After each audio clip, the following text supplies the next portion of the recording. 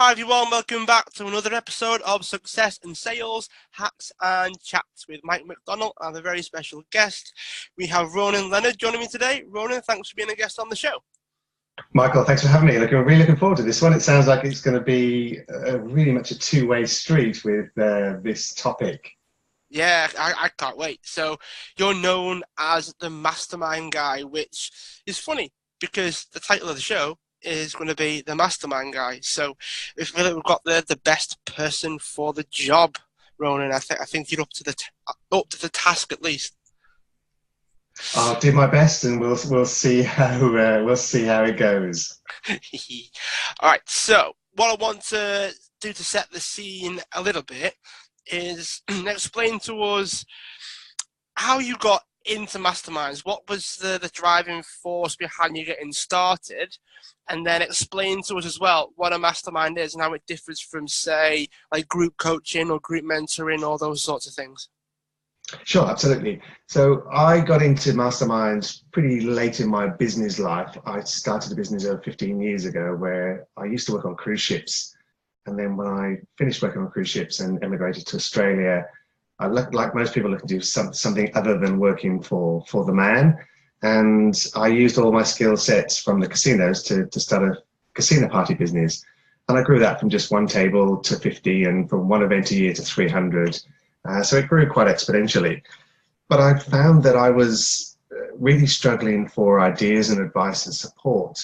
And it was only when I joined a mastermind about 4 years ago that this light bulb moment came off. So why haven't I had this for the last decade, where I've got that support group around me, where you can bounce ideas off other people, you can talk about your struggles and your fears, rather than having to unload to your partner or try and find somebody that understands what you're doing. So that's how I eventually got into masterminds. And the second I was in there, I thought, okay, this is what I should be doing. This feels like my purpose. So when we think about masterminds and when we try to dive into the concept, mastermind tends to bring up a lot of different things for different people. And, people have different ways a mastermind can look. People can go about the mastermind in lots and lots of different ways. So as someone that's experienced, I would imagine a lot of different masterminds in a lot of different ways that they can look. Is there any real way you can define what a mastermind is? Well, Napoleon Hill, who coined the phrase, defined it as where a group of two or more people come together to create this supermind and effectively to work in harmony towards an output or a common good. That's the sort of rough definition. It's a little bit like baking a chocolate cake. There are a million and one ways to do it, and they all taste great, and they're all different. So you can always put your unique spin and your variation of that. It's not a hard and fast rule. So for anybody that's not really sure about a mastermind, one of the best ways I describe it is that if you've ever been to a gallery and seen Renoir or Degas or Monet, those amazing impressionists, now they came together in this cafe in Paris almost nightly, and they shared ideas, they shared paint, quite possibly they shared even girlfriends, and they actually created the Impressionist movement. So it didn't happen in isolation. There wasn't just Monet saying, this is the way art should be, or this is my interpretation of art. They collectively all came up with the Impressionist movement together as they shaped that idea, and they talked to each other and they helped each other. And obviously that became a multi-billion dollar industry effectively. So that's probably the best example of what a mastermind could be at its absolute peak. Does that help? Yeah, it does. So a mastermind is literally, it's almost like a group of people that, either have a common goal or they just help each other achieve each other's goals or whatever it is. Is there any way of it being, I guess, does it have to be people that have the same goal in mind, or can it be more of a collaborative thing? It could be both. Again, there's more than one ways to skin a cat. So there is a thing called groupthink where you have to be wary of if everybody is in the same mentality, then you end up with a pretty average answer because everyone thinks the same. So if you're all marketers, then you're all talking about funnels, for example, and then it becomes this group think where nobody has enough outside different point of view differentiation. So everyone just agrees and comes to an answer that isn't particularly robust or innovative. On the flip side, obviously, when you get people together, the sum of their collective is always better than the smartest person in that group. So if you've got 5 or 6 people working together, the end result is always better than the smartest person of those 6 people. So it is a combination of some of those things to ensure that the answer you get, if you're in a group and you say, look, I'm struggling with this, and then 4 or 5 people give you a different way of looking at something, a different idea, completely left field scenario, where you come out with that and go, okay, I've got a far better idea than when I went into that group.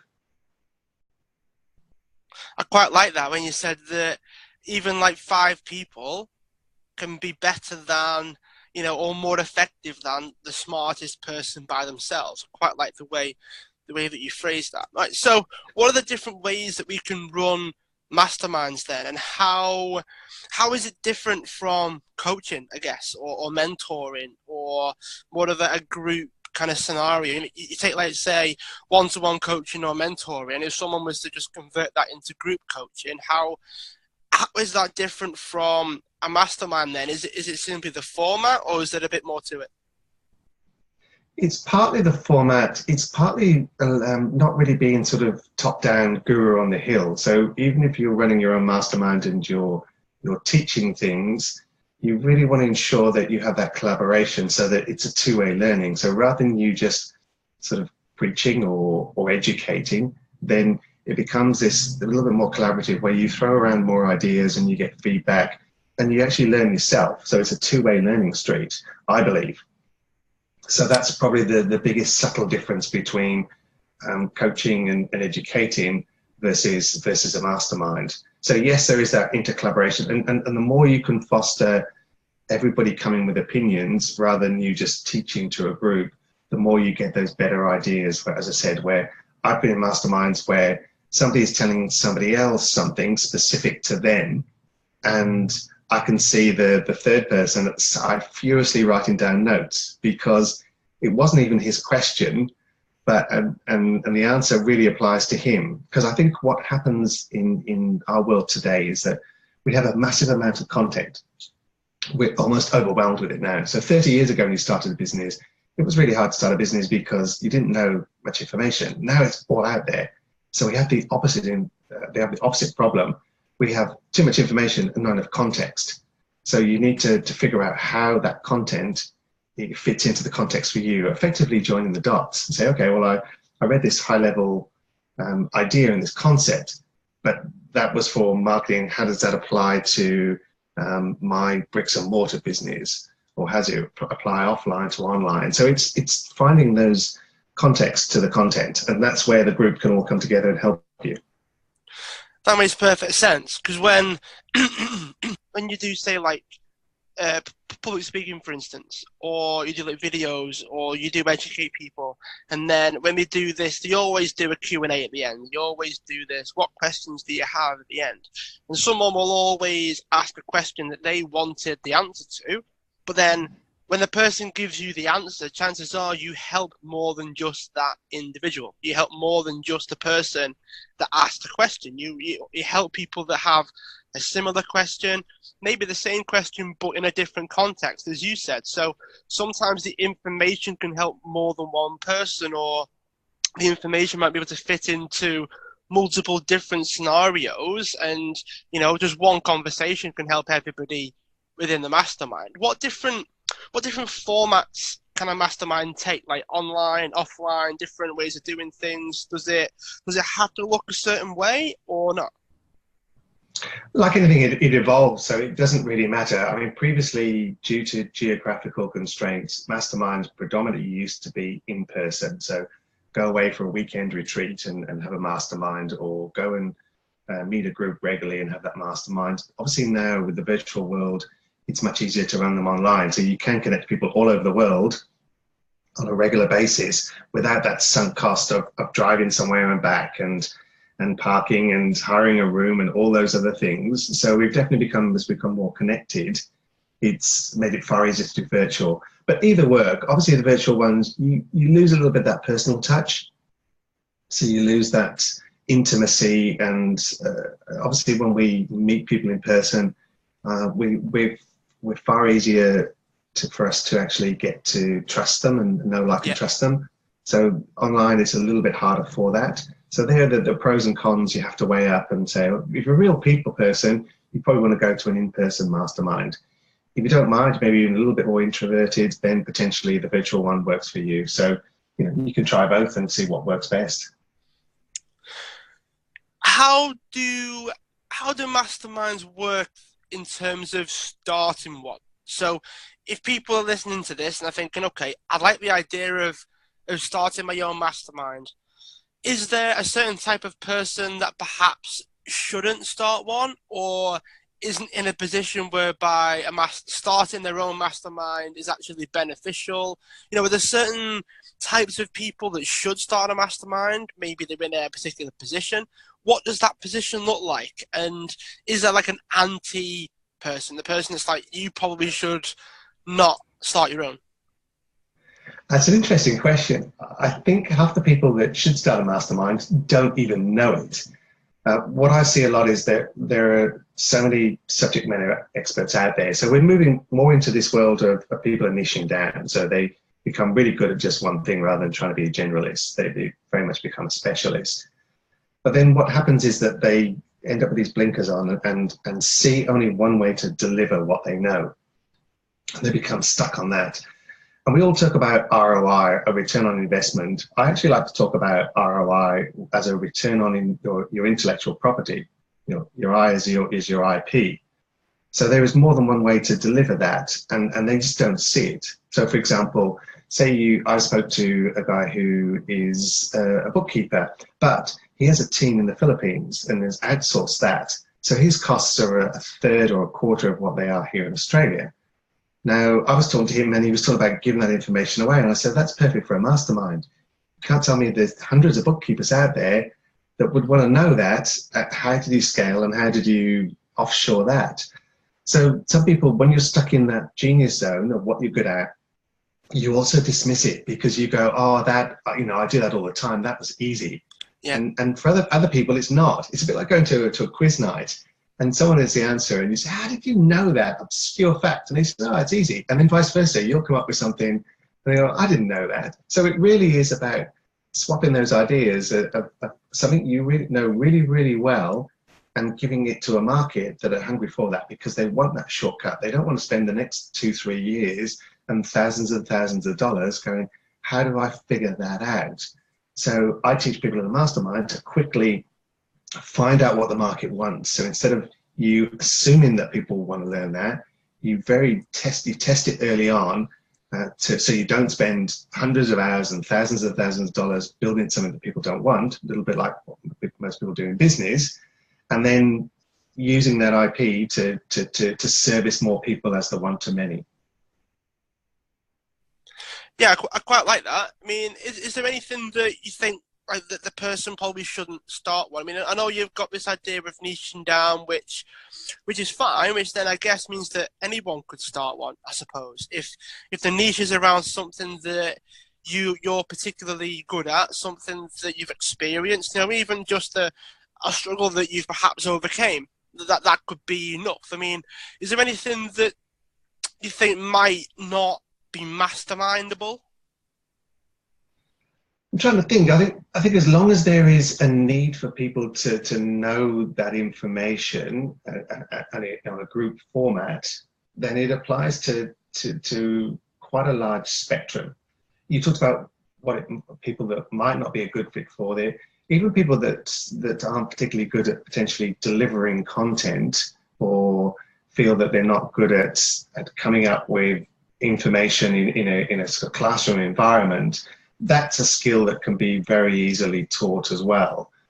So off the top of my head, I'm trying to think, there might be some very technical, specific things that would be hard to teach in a mastermind.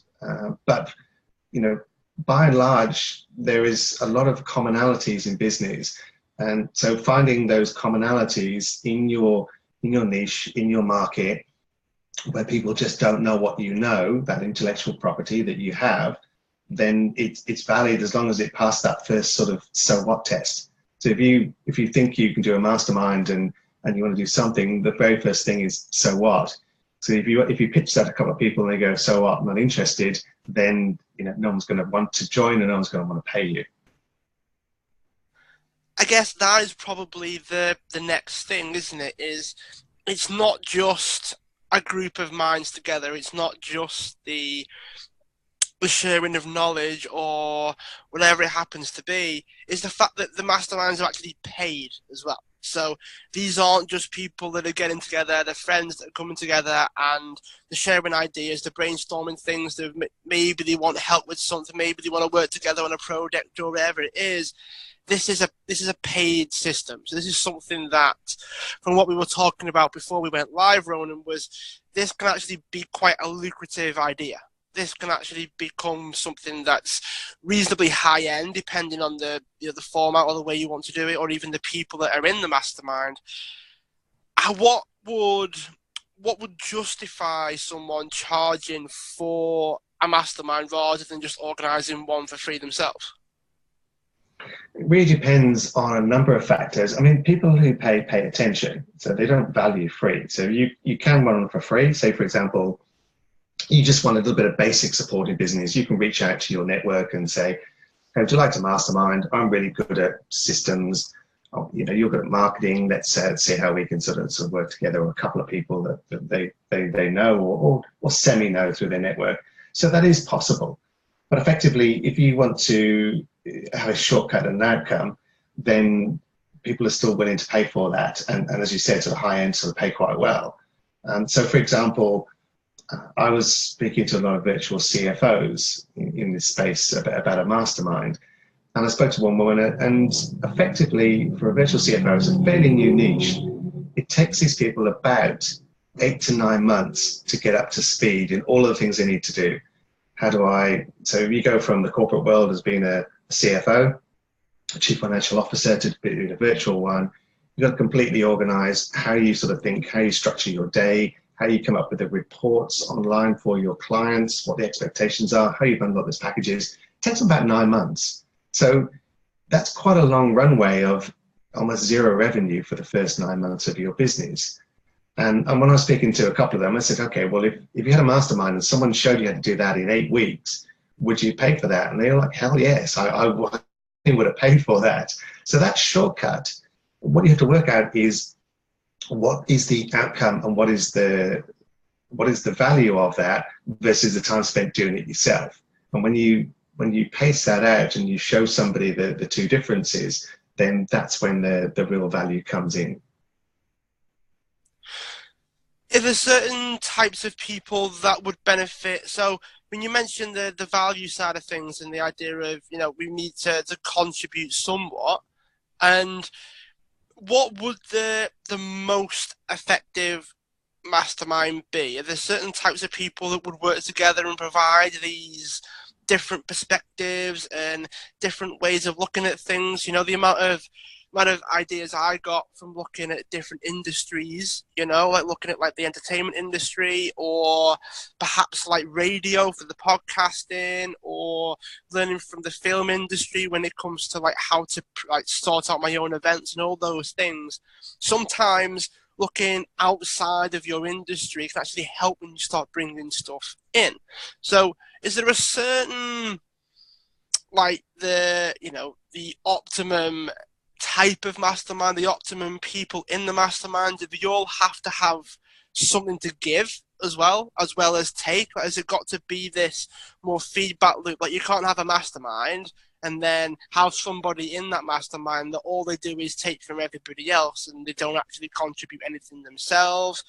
What sort of scenario do you see works best? Yeah, you do need to go in with that attitude of you're happy to share your knowledge and share your experience, and it comes back in spades. You do find that just happens in life. You find the odd taker that, as you said, takes all the value and doesn't give back. But people quickly figure that out and then tend to close down a little bit and not be as reciprocal as they originally were. So effectively, as long as you're a learn-it-all rather than a know-it-all, I think that's one of the things I always look for, is that there are some people that just aren't teachable. It doesn't matter what you say, they'll come up with their entrenched, fixed idea of, no, it's got to be this way. And you go, okay, well, I've given you 3 or 4 different data points, I've given you different points of view. You're just not teachable. And unfortunately, there are people like that just have that fixed mentality and just aren't open to learning, despite what they might tell you or tell themselves. So that's one sort of red flag to look for. But certainly, I find in masterminds, people just genuinely like helping other people. It's the reason we're in business. We're in business to help people at a price they're happy to pay, right? So in theory, most business owners actually like solving problems, solving other people's problems, and like doing that. So it's really just a natural extension of what a good business owner is, solving someone else's problem.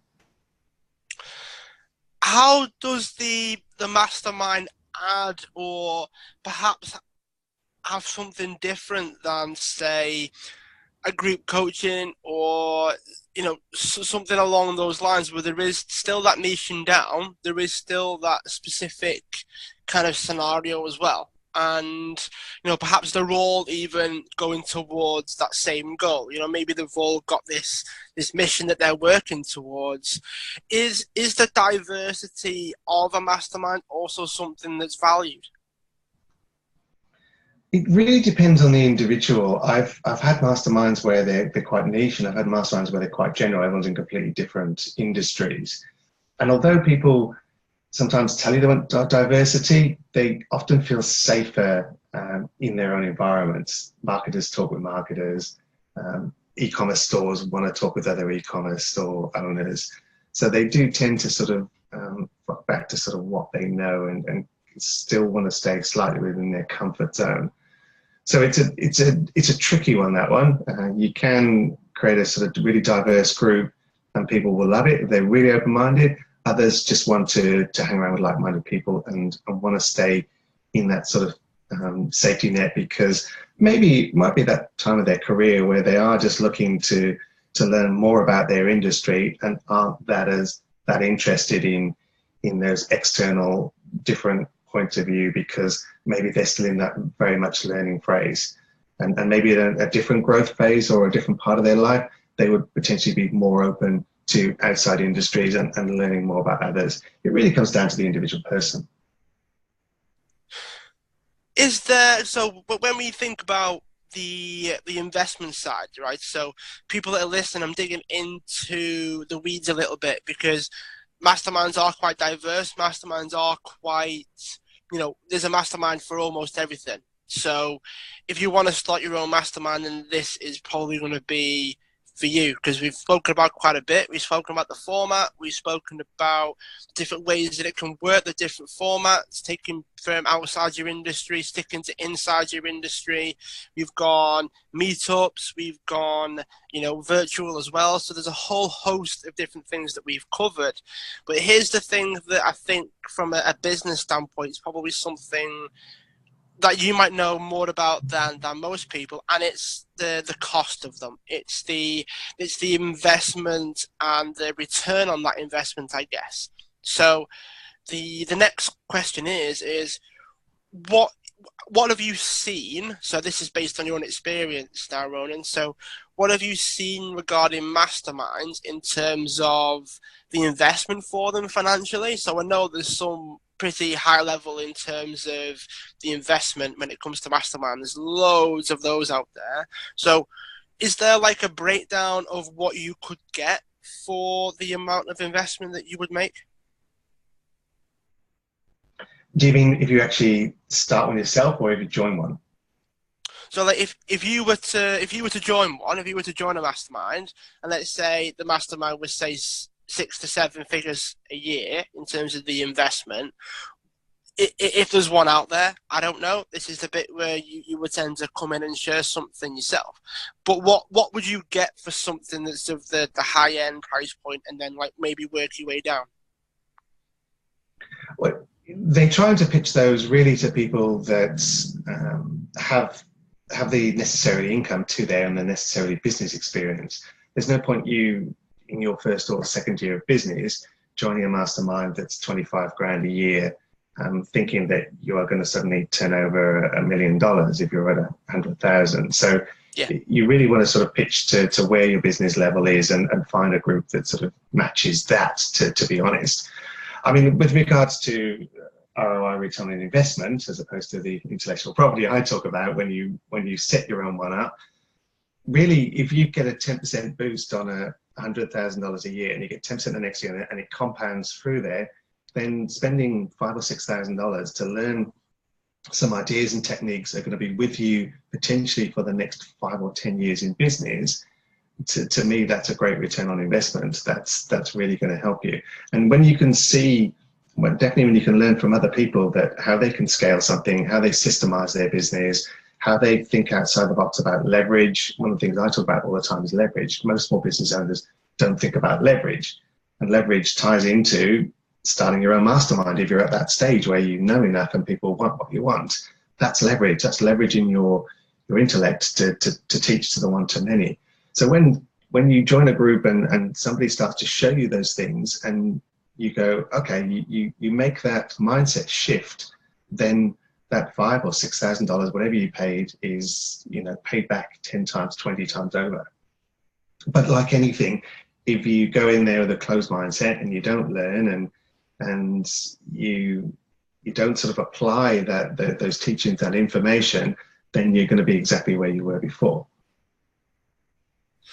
Yeah, so it really does seem like it is for a certain type of person, for the person that does give and take, for the person that, I guess, has something to contribute as well. Because, if you go to a high level one, as you said, the £25,000 for the year, for instance, the people that are going to be in that mastermind are probably going to be, people that can contribute, people that can give, people that can take, people that have connections themselves as well, like people that have like the ability to probably grow your business like by themselves as one person. But then if you're in a group where there's like 10 of those people, then you can just sort of compound the results, I guess. As you said, the 5 people is going to be more effective than the smartest individual. So is there a part of you that sort of thinks that masterminds should be more popular, that masterminds should be more out there, masterminds should be more accessible? Is it a part of you that thinks that? Yeah, otherwise I wouldn't be in this industry. I think it's growing. I definitely think it's something that people have been possibly a little bit slow to catch on to. Definitely people that are in the online space are very aware of it. But I think even more traditional businesses, like I said, the bookkeepers, those types of things, they're just starting to cotton on and saying, okay, well, I have this massive amount of knowledge, this huge amount of intellectual property, but how do I get it out there in a more succinct way? And how do I improve my thought leadership? How do I, and we teach all this. We teach people how to do some thought leadership and really ensure that their content is even better than they actually know already, and really sort of shape that. But yes, we are definitely moving to that space where masterminds are becoming more popular. It's becoming part of vernacular, and it's almost a must for a business owner, because the reality of sitting in a small business where you've got either yourself or just a couple of staff under you, who do you speak to surround yourself with those ideas? And effectively, if it was all about, you say, well, I don't need that, I can just go on the internet because I've got all that information. So my argument is from a great quote from Derek Sippers. It says that if information was the answer, we'd all be multimillionaires with perfect abs. So clearly having all that information isn't helping us. In fact, it's often making us dumber, and we end up with too much information. So if you want to start, okay, well, what email system should I use for autoresponders? Then you can spend a day or two going through all of them and then going, well, it's too hard, I give up. Whereas in a mastermind, you can say, oh, what do you? I use this because it does da da da da. Oh, that's perfect. That's all I need. And then within a couple of minutes, you've got a recommendation from someone who's already set it up, who may even say, oh, speak to my guy, he'll set up for you. It takes 2 hours and he charges $20 an hour. Done. So some of those shortcuts are just one way that a mastermind can help you implement and also come up with new ideas. So sometimes it's about implementation. We can have as much information as we want, but it's really implementation that sets you apart. I quite like the idea with the little shortcuts as well. Like, can you imagine, let's say you meet up once a month, let's just say, hypothetically, right? Because there's different formats, different ways of doing things. If every month you make one shortcut, that's 12 shortcuts that you've found. That's 12 different ways that you could have saved like 2 days. Let's just say you save 2 days a month because of how fast you're able to do things, take action on things, maybe even save time, maybe even save money because you won't have tried all the different methods. You'd have gone straight for the one that someone else has learned, like the learning curve is someone else has taken that, someone else has tried and they've landed on something that works and has got all of the pros and zero of the cons, and when you turn up at the mastermind and go in, which one works best, you've basically taken advantage of the time that they've spent and applying it to your own business. And I quite like the way that you phrased it, because it's amazing how far you can go if you make those little shortcuts every month or every 2 weeks or every day, depending on the mastermind. Is there one last question, really? Is there a way of finding masterminds? And I say this from someone that finds it hard to find them. Now, there are others that are probably going to have this same sort of issue or this same sort of concern. Is sometimes masterminds are easy to find, and sometimes masterminds are, potentially a pain to find. Is there a way of finding them, or is it simply a case of, like, if you really, really, really, really, really want to find a mastermind that has these people in it, has got this idea in mind, this concept in mind, working towards this goal, then you will find it. If, it could just be a case of Googling it. Is there a way of finding them? I don't think there's a super easy way of finding them right now, but as they become more prevalent, they will start to pop up, and it's one of those things that, when the student is ready, the master appears. Sometimes you'll have to try and suck a few and suck and see and say, okay, I joined this, it wasn't right for me, or joined this is amazing. It's a little bit like even when you sort of hire a coach or you hire a developer, you really don't know. It doesn't matter what they say on paper and what they look like and on their resume or their previous client wins. Until you actually start to work with them, you really don't know. And it's the same with the mastermind. It might sound good on paper.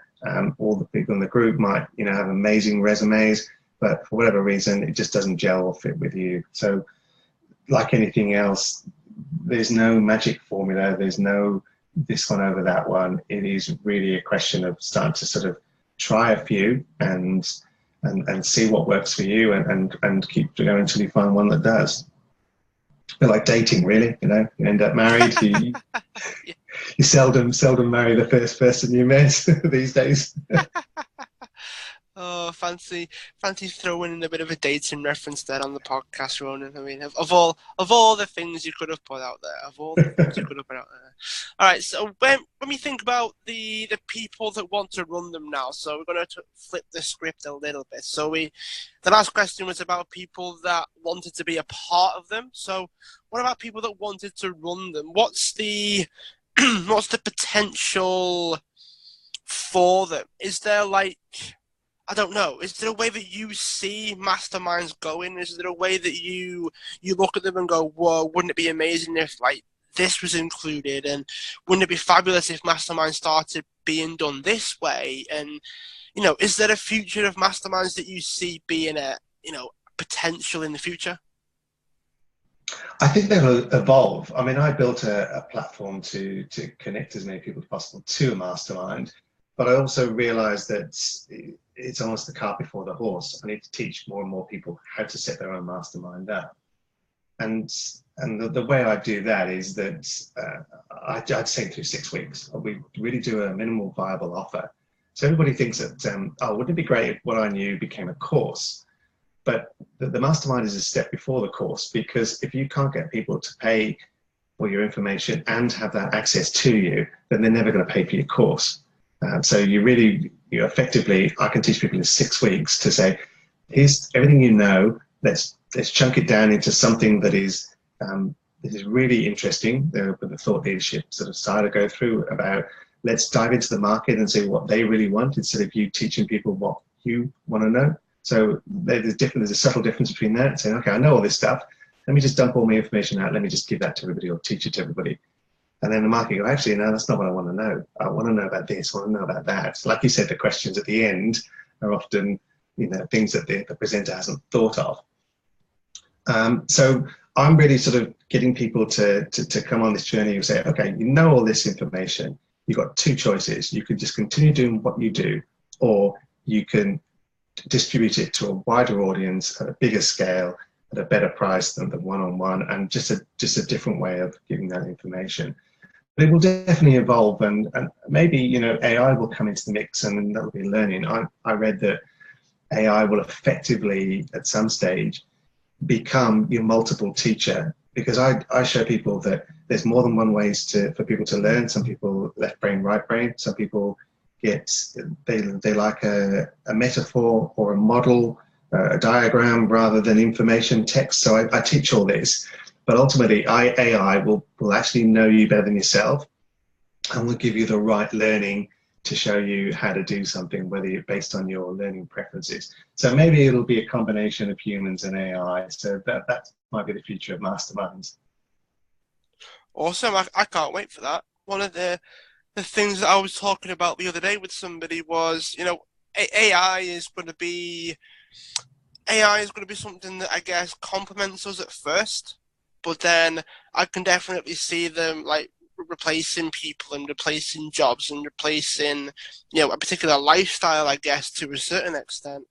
And I guess it's hard to see how far it can go. But I like the way that you sort of integrated the two there with the mastermind, because as you said before, people do value the face-to-face, and effectively, the idea of technology and mastermind coming in could mean that face-to-face masterminds are even more valuable because there's not a lot of it. So perhaps that in itself creates the demand.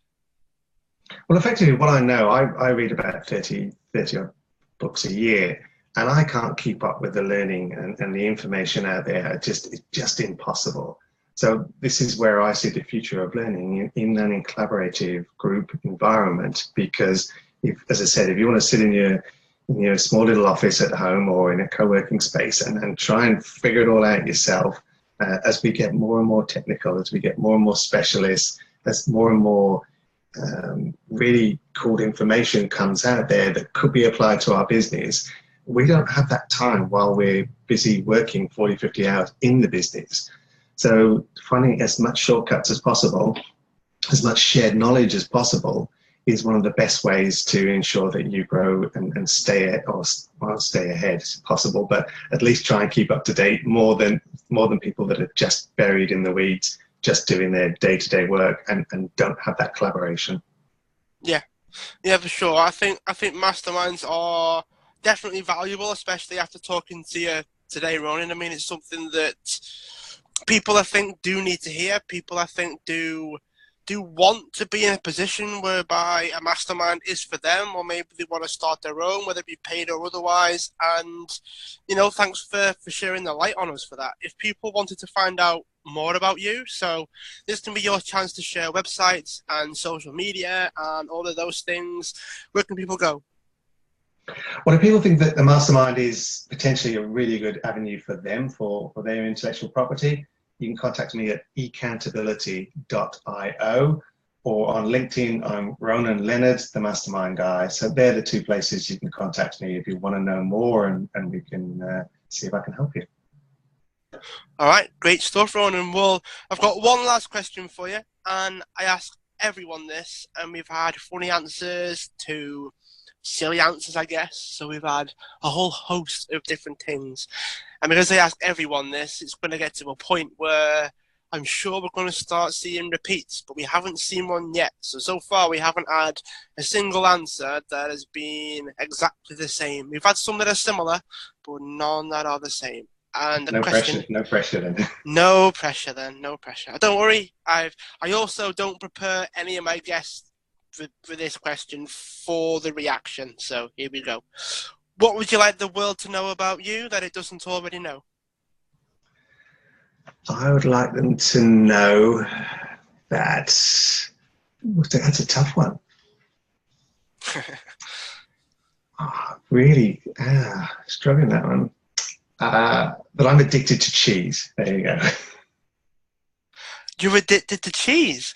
Yes. Is that?